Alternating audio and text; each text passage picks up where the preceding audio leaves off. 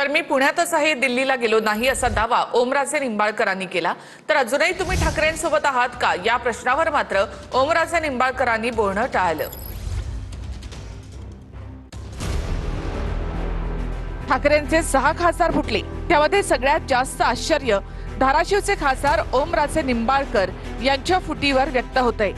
विशेष म्हणजे सोशल मीडियात ओमराजेंच्या फुटण्याची चर्चा इतर खासदारांपेक्षा सर्वात जास्त आहे। TV9 ने ओमराजेंशी संपर्क साधला, त्यावेळी तुम्ही ठाकरेंसोबत आहात का या प्रश्नावर ओमराजेंनी बोलण्यास नकार दिला। आपण दिल्लीला गेलो नाही असा दावाही ओमराजेंनी या संभाषणामध्ये केला। तानाजी सावंत त्यांना दिल्लीला घेऊन गेले नसल्याचा दावा ओमराजेंनी केला। फोन मी सकाळी केला तुम्हाला, तुम्ही म्हटलं कुठे पुण्यात? हो आहे, मी पुण्यातच आहे। भेटू आपण। नाही, तुम्ही दिल्लीला जाऊन आलात का? नाही नाही नाही नाही नाही नाही, माहिती अशी आहे की तुम्ही दिल्लीतनं परत पुण्यात येत आहेत। नाही हो, मग तुम्ही दिल्लीला गेलातच नाहीत का?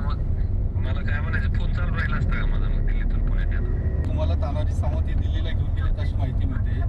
नाही नाही नाही कारण इकडे काही ठाकरे गटाच्या पदाधिकाऱ्यांनी प्रेस घेतली, त्यांचं म्हणणं रात्रीच तुम्ही दिल्लीला गेलाय। नाही नाही। दरम्यान या संदर्भात ओमराजेंना दिल्लीमध्ये घेऊन गेलो नाही अशी प्रतिक्रिया तानाजी सावंत यांनी सुद्धा दिली। मी मतदारसंघाच्या कामानिमित्तानं दिल्लीला गेलो होतो असं तानाजी सावंत म्हणाले। खरं तर आपल्याच माध्यमातून आम्ही बघतोय की ऑपरेशन टायगर कुठेतरी चालू आहे। तुम्ही या सगळ्या याच्यामध्ये घडामोडीमध्ये काय नेमकी तुमची? ना, मी अनभिज्ञ आहे त्याविषयी, मला त्याविषयी काही माहीत नाही। तर ओमराजे निंबाळकर एका खासगी गाडीमधून पुणे विमानतळामधून बाहेर पडल्याची माहिती आहे। माध्यमांना टाळून ओमराजे निंबाळकर दुसऱ्या गेटने पुणे विमानतळाच्या बाहेर पडले। दिल्लीमधून आल्यावर गेल्या 3 तासांपासून ओमराजे निंबाळकर VIP लाऊंजवर बसून होते। ओमराजेंच्या बंडखोरीमुळे धाराशिव मधले शिवसैनिक संतापले आहेत। आधी राजीनामा द्या, नंतर निवडून येऊन दुसऱ्या पक्षात जावं असं शिवसैनिक म्हणतायत।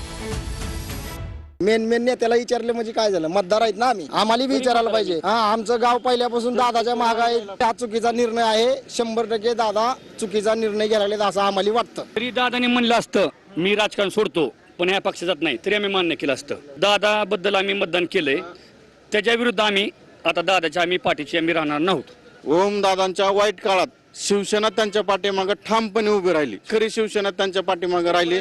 त्यांनी आता उद्धव साहेबांच्या वाईट काळात त्यांनी त्यांच्या सोबत राहणं गरजेचं आहे आणि राहावं। त्यांनी त्यांचा निर्णय माघारी घेऊन आहे इथं घर वापसी करावी।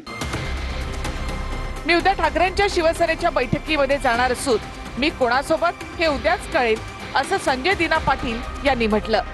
उद्या दिल्लीमध्ये आल्यावर माध्यमांना भेटणार, जे ठाकरेंसोबत आहेत ते दिल्लीमध्ये दिसतील। मी कोणासोबत हे राऊतांना आणि अरविंद सावंतांना विचारा असं संजय दिना पाटील म्हणाले। दुसरीकडे यवतमाळ वाशिमचे खासदार संजय देशमुखांनी आपण कुठेही गेलो नाही अशी प्रतिक्रिया दिली।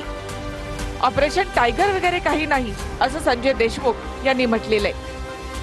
भाऊ, ते जे चालू आहे तुम्ही शिंदे गटात जाणार आहे अशी माहिती आहे, गट वेगळा केल्याचं असं काही कोणाकडे गेलो नाही आम्ही, काही नाही काय। तुम्ही कॅप्टन आहे सगळ्या टीमचे असं म्हटलं सुषमा अंधारेंनी। नाही नाही। ठाकरेंच्या शिवसेनेचे वाशिम मधले उपतालुका प्रमुख विजय शेंडगेंनी सोशल मीडियावर केलेल्या एका पोस्टमुळे वातावरण तापल्याचं दिसून येतं।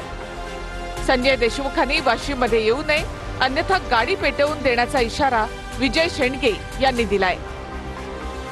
त्यांनी पहिले राजीनामा द्यावा व नंतर शिंदे गटात जावे, अन्यथा त्यांनी शिंदे गटात प्रवेश केल्याच्या नंतर वाशिम जिल्ह्यात येऊ नये, आल्यास त्यांच्या गाडीसकट त्यांना पेटून देण्यात येईल।